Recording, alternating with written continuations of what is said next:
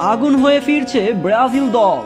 আর নয় ব্যর্থর গান, এবার জয়ের স্লোগান দিয়ে মাঠে নামবে সেলেসাওরা। বিশ্বকাপের পর এবার 2024 সালের কোপা আমেরিকায় টানা ব্যর্থ হয়েছে ব্রাজিল দল, যেখানে কোয়ার্টার ফাইনালে উরুগুয়ের কাছে হেরে এবার বিদায় নিয়েছে ব্রাজিল দল। যেখানে ব্রাজিল দলে খেলতে পারেনি বড় বড় তারকারা, মূলত ইনজুরির কারণেই এবারের কোপা আমেরিকায় দেখা যায়নি ব্রাজিলিয়ান সুপারস্টারদের। ইনজুরির কারণে সম্পূর্ণ নতুন দলকে নিয়ে মাঠে নেমেছিল ব্রাজিল দল। ব্রাজিলের সেরা সেরা খেলোয়াড়রা যেখানে ইনজুরির কারণে মাঠে বসে খেলা দেখেছেন দর্শক হয়ে।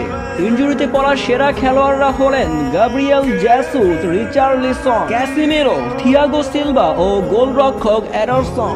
এছাড়াও ইনজুরিতে ছিলেন ব্রাজিলের সেরা তারকা নেইমার জুনিয়র। সেলেসাওরা কোপা আমেরিকায় এই সুপারস্টারদের অভাব ভালোভাবেই টের পেয়েছে এবারে। তবে আর নয় ব্যর্থতা, এবার সেরা তারকারা মাঠে ফিরছেন 2026 বিশ্বকাপের কোয়ালিফাই ম্যাচে। মাঠে দেখা যাবে নেইমার জুনিয়র, গ্যাব্রিয়েল জেসুস ও রিচার্লিসনকে ফরওয়ার্ড হিসেবে। অন্যদিকে আছেন ডিফেন্ডার থিয়াগো সিলভা ও ক্যাসিমেরো। গোলরক্ষক হিসেবে ফিরছেন অ্যান্ডারসন। পূর্ণ শক্তির দল নিয়ে এবার মাঠে নামবে ব্রাজিল দল।